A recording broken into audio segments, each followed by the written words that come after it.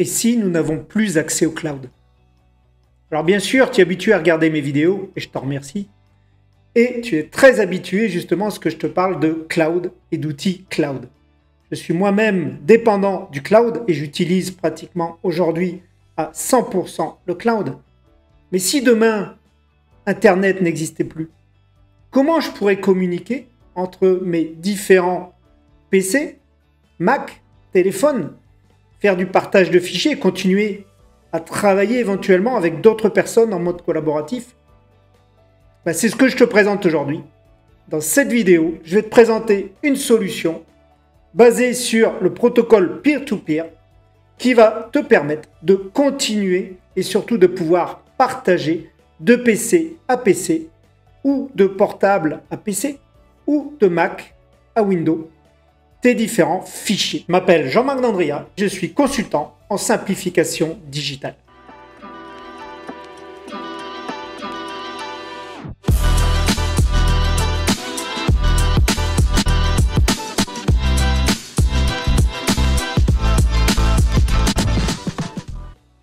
Cette solution, c'est SyncThing.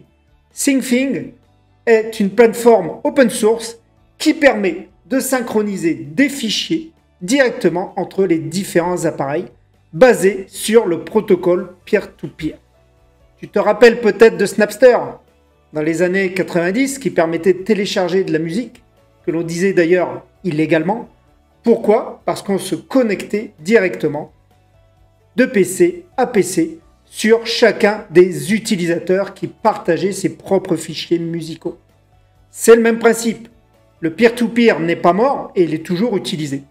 D'ailleurs, si on regarde la genèse d'Internet, Internet, à ses débuts, était basé sur un réseau peer-to-peer, de machine à machine, et ne fonctionnait pas sur des serveurs centraux comme aujourd'hui. Voyons en détail les différences déjà du peer-to-peer et du réseau Internet tel qu'on le connaît. Qu'est-ce que le peer-to-peer? Le peer-to-peer est un modèle de réseau où chaque participant, appelé pair ou nœud, peut agir à la fois comme client et serveur, contrairement au réseau traditionnel centralisé où un serveur central distribue les ressources. Le peer-to-peer permet à chaque participant de partager directement des données et des ressources avec les autres. Quelques points clés: la décentralisation. Il n'y a pas de serveur central. Tous les nœuds sont égaux entre eux et interagissent directement. Qu'est-ce que le partage de ressources? Chaque utilisateur peut partager ses fichiers, sa bande passante ou sa puissance de calcul avec l'autre. Le peer-to-peer est toujours signe de robustesse car son réseau est plus résistant aux pannes et il ne repose pas sur un point central unique. Les exemples de fichiers comme BitTorrent ou les crypto-monnaies, le Bitcoin, utilisent les réseaux peer-to-peer, tout simplement. Et pour ceux qui ont connu les mules, dit la mule, vous comprendrez très bien ce que je veux dire. Alors, sans plus attendre, voyons comment créer notre réseau peer-to-peer localement. Alors, pour démarrer et travailler avec SyncThing, il faut se rendre sur syncthing.net. Alors, SyncThing, bien sûr, est un projet, comme je l'ai dit, open source, qui va vous permettre de soit télécharger directement les éléments depuis le SyncThing Project sur GitHub. C'est un repo qui est totalement, modifiable. Vous allez pouvoir ici utiliser SyncThing et créer votre propre modification éventuelle de SyncThing. Le projet est maintenu par la communauté, ce qui fait que SyncThing est très puissant. Ce qu'on va faire ici pour mon cas, c'est qu'on va plutôt utiliser SyncThing en mode installation facile et donc je vais ici aller installer SyncThing. Alors, comment se présente SyncThing? Vous allez voir que SyncThing s'installe en 30 secondes. Je vais l'installer à la fois sur un Mac et sur un PC de manière à les faire communiquer entre eux. Évidemment, je suis ici sur un réseau local. Mes deux machines sont sur le même réseau et le même box, mais ça fonctionnerait très bien avec un PC qui se trouve en dehors de mon réseau pour pouvoir se connecter. Pourquoi? Parce que SyncThing fonctionne avec une identification TLS sécurisée, ce qui fait qu'elle permet d'identifier une machine même sur un réseau distant. Alors, je vais aller récupérer la source et je vais aller directement ici sur le download du projet. Une fois que vous êtes ici sur la page download, vous voyez qu'ici on peut retrouver le SyncThing pour macOS, le Windows Setup, et on va même pouvoir aller récupérer l'appli Android pour pouvoir installer directement SyncThing aussi sur son téléphone. Attention pour les différentes versions, si vous êtes sur Linux, si vous êtes sur Windows, si vous avez un chipset ou une puce Intel, AMD ou ARM, attention à ça, ou idem sur Mac, en fonction du chipset que vous avez. Pour les Mac récents, vous serez plus sur de l'ARM 64 bits, et pour ceux qui sont un peu plus, je dirais, anciens, avant les M1, vous êtes sur de l'Intel. Donc, ce que je vais faire, moi, je vais faire très simple. Je vais aller chercher l'Universal.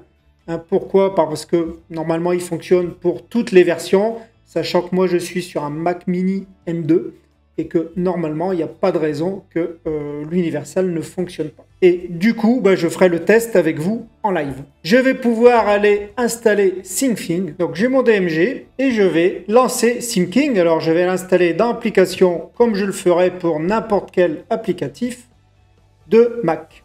Et je vais aller lancer mon application. Alors, je vais revenir ici. Je vais dans l'application et je vais aller chercher mon SyncThing. Alors, SyncThing est ici. Je le lance. On me dit que, attention, c'est une app téléchargée sur Internet, mais je peux l'ouvrir. À partir de ce moment-là, je vais pouvoir fermer ici mes éléments et je vais me rendre ici sur le localhost, ici, 8384, qui est une adresse par défaut que va vous donner l'application. Alors, vous voyez qu'ici, en un clic, j'ai installé mon serveur peer-to-peer et je vais pouvoir utiliser Sync. Alors, je vais vous présenter un peu l'interface pour vous montrer un peu comment il fonctionne. Je me retrouve ici avec une page d'autorisation. Est-ce que j'autorise l'envoi des statistiques d'utilisation anonymisées, qui me permet d'envoyer de la data à SyncThing pour qu'il puisse s'améliorer. Pour l'exercice ici, je vais dire non, mais c'est bien de leur permettre d'améliorer leur outil. Alors, c'est vrai qu'au prime abord, il peut paraître un peu spartiate. Mais vous allez voir qu'en fait, c'est très, très simple. Ce qu'on peut voir ici, c'est qu'il a déjà reconnu ma machine, donc Mac Mini Jim. Je suis bien en version française, je vais pouvoir le mettre à la version que je veux. Ici, on a un petit menu. On reviendra là-dessus pour voir quelques éléments de configuration. Mais surtout, ce qui est intéressant ici, c'est que j'ai mon ID. Alors, mon ID, je l'ai ici en QR code qui va me permettre de le copier pour pouvoir aller le scanner et le faire reconnaître au second PC. Et ici, on va retrouver une fenêtre avec cet appareil qui me permet d'avoir la réception, de l'envoi, l'état, etc. On va revenir là-dessus, ne vous inquiétez pas. Une fois que j'ai fait ça, ici, il m'a créé de base un défaut folder qui est un partage en fait, un dossier que je vais pouvoir partager avec mes autres appareils. Pour l'instant, il est non partagé, donc je ne vais pas ici l'utiliser. Ce que je peux voir, c'est il a une URL, il est dans User, Jim Banner, Sync. Donc Sync, qui va être le nom du dossier sur lequel je vais pouvoir partager avec les autres utilisateurs. Ce que l'on peut noter, c'est qu'ici, je vais pouvoir éventuellement sécuriser l'accès à l'interface. En effet, comme vous le voyez, j'arrive sur SyncThing via une interface web. Ce qui veut dire que, en termes de sécurité, si je laisse l'accès à ma machine à quelqu'un, je laisse mon PC allumé, cette personne pourrait aller bidouiller ici dans l'interface web de mon SyncThing. Donc ici, je vais pouvoir éventuellement aller configurer, aller mettre un mot de passe. Seules les personnes autorisées pourront venir ici se connecter à mon interface. D'accord? Voilà, donc là, je pourrais mettre un utilisateur et un mot de passe pour venir se connecter à mon interface. Alors, je ne vais pas le faire ici pour les besoins de l'exercice, et puis il n'y a que moi qui va l'utiliser. Donc, il n'y a pas de souci de ce côté-là. Ce qu'il me manque, et c'est ce qu'on va faire de suite, c'est que je vais connecter mon PC. Alors, comment j'ai fait? Je suis venu simplement récupérer ici sur le syncing, donc sur la page de download, ici, le syncing pour Windows. Je vous ai dit que j'allais l'installer sur un PC Windows de manière à ce qu'on teste la synchronisation entre les deux machines. Donc, je passe sur mon PC. Alors, syncing est installé sur le PC, bien sûr. Et normalement, maintenant, mes deux PC, enfin mon Mac et mon PC Windows, vont pouvoir communiquer. Je ne vais pas vous le montrer parce qu'en fait, c'est exactement la même vue qu'ici. Il m'a créé un dossier sync dans la racine de l'utilisateur et je vais pouvoir éventuellement donc le faire reconnaître. Et vous allez voir que l'appareillage est d'une simplicité enfantine. Qu'est-ce qui va se passer ici? Je vais vouloir ajouter un appareil à mon réseau. Donc ici, je vais lui dire ajoute un appareil. Et ici, vous voyez qu'il me demande quel ID d'appareil je veux ajouter. En l'occurrence, comme Syncing a une interface et un moteur qui recherche en permanence dans le réseau les machines sur lesquelles il pourrait se connecter, ici, il me propose directement, vous voyez, un ID d'appareil qui pourrait se connecter. Alors, bien entendu, quand vous avez toute une pléiade de machines autour de vous, vous allez vérifier que c'est bien le bon. En l'occurrence, moi ici, je peux vérifier que l'identifiant abrégé de mon appareil PC est bien STX FEXJ, ce que je retrouve bien ici, qui sont les 7 premières lettres du code. Donc, je peux appareiller donc cet appareil, je vais pouvoir les faire se connecter et je vais lui mettre ici un nom convivial, c'est-à-dire ici je vais lui mettre c'est PC de Jean-Marc par exemple et j'enregistre. À ce moment-là, ici Syncing est en train de communiquer et dire oh mon coco, je suis en train de te demander de devenir mon copain. Est-ce qu'on s'appareille tous les deux? Alors ici je vois que je suis toujours déconnecté avec PC de Jean-Marc. Pourquoi? Parce qu'ici, Syncing a envoyé une demande de l'autre côté. Et il va falloir que je lui stipule si je veux bien m'appareiller avec lui. Donc, c'est ce que je vais faire ici. Ne vous inquiétez pas si vous avez un message d'erreur. Au tout début du lancement de votre PC, vous pouvez avoir une petite fenêtre bleue qui dit « Attention, ce fichier est dangereux ». C'est simplement l'antivirus de Windows qui n'aime pas les fichiers exécutables en direct et qui vous met un petit message. C'est pas bien gênant, mais vous pouvez dérouler ce message et dire « Ok, j'y vais quand même ». Voilà, donc je suis sur mon appareil ici, sur mon Syncing, et j'ai un bandeau jaune qui s'affiche, qui me dit « Est-ce que je veux bien accepter cet ajout d'amis » C'est un peu comme les amis sur Facebook. Oui, je valide, j'ajoute. Donc je valide et je vais pouvoir ici donc lui mettre le même élément directement. Vous allez voir qu'ici je vais me connecter et que voilà, mon petit PC Jean-Marc est connecté. Alors il me dit non utilisé, parce que pour le moment on ne s'en voit rien.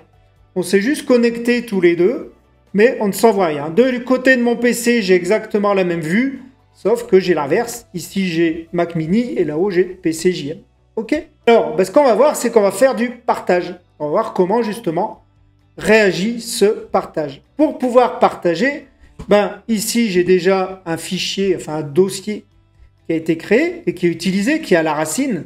Donc, je vais pouvoir directement l'ouvrir et partager depuis ce fichier. Sauf qu'aujourd'hui, et à l'instant T, ce dossier n'est partagé, enfin ce dossier, il est partagé avec personne. Donc, je vais aller le partager, je vais aller dans Gérer, et je vais lui dire, ici, je pourrais l'appeler différemment d'ailleurs, je vais aller lui dire avec qui je veux le partager. Je vois où est-ce qu'il se trouve, dans l'arborescence, et je vais pouvoir aller le chercher. Donc, je vais aller d'abord dans les partages, et je vais lui dire, je veux le partager ici, avec le PC de Jean-Marc. Et je vais même pouvoir y mettre un mot de passe pour pas que tout le monde puisse directement aller déposer des fichiers, mais qu'à chaque fois que je veux déposer un fichier, il me met une petite pop-up en disant « Oh oh, valide ton petit mot de passe. » Alors là, je ne vais pas en mettre pour être plus simple, mais j'enregistre. On peut voir que maintenant, le dossier, est bien à jour, il est vert. Ça veut dire qu'il est bien partagé sur le réseau et j'ai exactement la même vue de l'autre côté en me disant « Oh oh, Jean-Marc, tu as partagé ce fichier. » Voilà, et je vais pouvoir maintenant synchroniser mes datas. Alors, ce qu'on va faire de suite, je vais aller mettre une petite image dans mon dossier sync. Alors, il se trouve normalement ici, il est ici, sync. Donc, vous voyez qu'ici, il est vierge. Et je vais pouvoir aller y mettre des fichiers. Alors, ce que je vais faire, c'est que je vais faire comme ça. Comme ça, on va regarder le téléchargement en même temps que j'envoie le fichier. Donc, je vais dérouler ça et on va aller y mettre une image. Voilà. Je vais aller chercher un autre fichier. Voilà, on va aller dans récent. Hop, et on va aller prendre une petite image, tout simplement, que je vais partager. Voilà, regardez, on va prendre ça. Hop, je la mets là. Bing. J'ai partagé une image qui est ici. Donc, c'est une petite image que j'ai générée sur Dali. Et cette image, elle est en train de se synchroniser. Ce qu'on peut voir, c'est qu'ici, en état global, je peux voir que c'est le nombre d'états de personnes connectées au fichier. Donc, on est 2. Et ici, mon fichier fait bien 2,08 mégabits. Et c'est ce qui prend comme place sur mon serveur, en fait, sur mes disques durs. D'accord? Ce que je vais faire, c'est que je vais aller voir du côté de mon PC et je vais aller voir si mon dossier sync, ici, il est bien synchronisé. Voilà. Et voilà, je trouve bien mon fichier. Alors, je ne vais pas vous le montrer parce que je ne peux pas vous partager. Je vais rechercher ici, sync. Et donc, je suis dans mon dossier sync et j'ai bien exactement la même chose que sur ce dossier.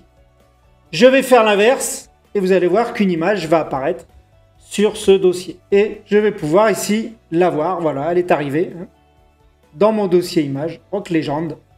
Et j'ai bien ici mon image. Donc, ce qu'on peut voir, c'est qu'ici, j'ai bien partagé 2 fichiers. Alors, j'explique pourquoi SyncThing met 3. C'est-à-dire que quand vous partagez d'un fichier Mac à un PC, il vous met les fameux fichiers cachés .ds store. Donc, pour lui, on a bien partagé 3 fichiers. Ce fichier, effectivement, du côté Windows, je le vois, et il est là. Donc, il ne se trompe pas, j'ai bien partagé 3 fichiers. Ici, l'avantage de ça, c'est que maintenant, tout ce que je vais mettre, que ce soit d'un côté ou de l'autre, va se synchroniser automatiquement.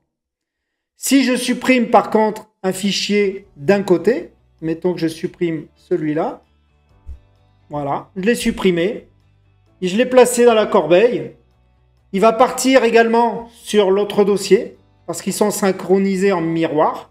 On va voir dans les paramètres qu'on peut faire différemment. Mais voilà, il a disparu aussi sur mon PC. Voilà, vous avez installé, vous voyez que c'est pas compliqué, et vous pouvez partager en local vos fichiers. Alors, vous allez me dire, mais le peer-to-peer, est-ce qu'il me fait abstraction d'Internet? Oui, si je coupais Internet, ici, je pourrais continuer à partager mes fichiers parce qu'elles sont en réseau peer-to-peer pour pouvoir continuer à échanger entre elles. J'ai volontairement coupé le Wi-Fi sur mes 2 machines. Mes 2 machines sont complètement isolées de ma box et de mon réseau local. Je vais partager une image de manière à voir si SyncThing continue d'envoyer des fichiers. J'ai mis une image du côté PC et je vais voir si elle arrive bien ici du côté de SyncThing. Normalement, ça devrait continuer à se propager et les 2 outils devraient continuer à dialoguer entre eux. Voilà, il est arrivé à jour. On est bien en type de connexion réseau local TCP direct et normalement, voilà, l'image est arrivée.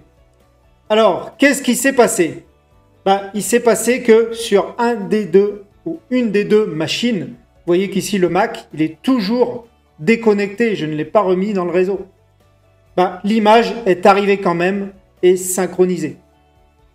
Il suffit d'une des deux machines pour qu'à un moment donné, quand même, ce soit pris en compte et que le fichier arrive. Je vais remettre le réseau et ici, la connexion va être complète. Ici, ce qu'on va pouvoir voir, on va pouvoir aller vérifier ce que ici, nous pouvons configurer dans SyncThing. On va aller sur configuration et ici, on va pouvoir configurer déjà pas mal de choses. L'espace disque, alors cet espace disque représente là le volume d'espace que vous allez garder pour vos utilisateurs et pour l'indexation. Donc moi ici, j'ai mis un petit espace disque, mais je pourrais mettre par exemple 10% de mon espace disque de manière à pouvoir avoir des échanges beaucoup plus volumineux. Admettons que je veux partager des vidéos, il va falloir que je mette un peu plus d'espace disque de volume sur le partage. Ça, il faut le faire sur les deux machines, bien sûr. L'interface graphique, donc on l'a vu. L'URL d'écoute, vous pouvez la changer éventuellement si ce port est déjà utilisé, mais il faut le paramétrer sur les deux ports. Sachant que quand vous le lancez, par défaut, SyncThing va écouter le port 83-84. Ici, je pourrais mettre un thème sombre pour l'interface, si vous préférez. Je vais revenir là. Configuration, les connexions. Ici, c'est toutes les connexions qu'on va pouvoir voir et régler au niveau des débits. Donc ici, par défaut, on va laisser par défaut. Et les appareils refusés, si vous voulez créer des règles de partage. Dire, je ne veux pas du tout que cet appareil se connecte au réseau. On va aller voir sur les paramètres avancés. Alors attention, vous avez un petit warning. Une configuration incorrecte peut créer des dommages dans vos répertoires et mettre SyncThing hors service. Ici, on va voir tous les éléments, bien sûr, qui vont pouvoir être utilisés, paramétrés au niveau du debugging, de l'authentification, de l'admin, etc. Les options, donc quel protocole et comment au niveau des éléments vous allez pouvoir connecter. Alors, je ne rentre pas dans le détail, laissez tel quel, ça marche très bien. Là, il faut vraiment, pour ceux qui connaissent, et je vous invite à ne pas aller trop bidouiller là-dedans. Par contre, si vous allez voir la doc, SyncThing est vraiment quelque chose de très paramétrable. Au niveau du partage, ici, on est en partage avec défaut folder, mais je vais vous montrer qu'on peut ajouter un autre partage, un autre dossier. Ici, ce sont les appareils qui sont connectés à votre élément. Et puis ici, les nouveaux partages ou les nouveaux appareils. Alors, qu'est-ce qui va se passer ici au niveau du partage de dossier? Ici, je vais pouvoir ajouter un partage. On va lui donner, par exemple, le partage du dossier, on va l'appeler ShareSync, par exemple. Ça va être un nouveau dossier de partage qui va se créer au niveau de mon user Jim Banner, comme celui qu'il m'a créé au départ. Et je vais avoir un identifiant de partage. Cet identifiant de partage ici, c'est ça. Vous voyez qu'il s'est créé automatiquement. Ce qui va être intéressant, c'est que sur le partage, ici, je vais pouvoir dire à qui je le partage, à Jean-Marc.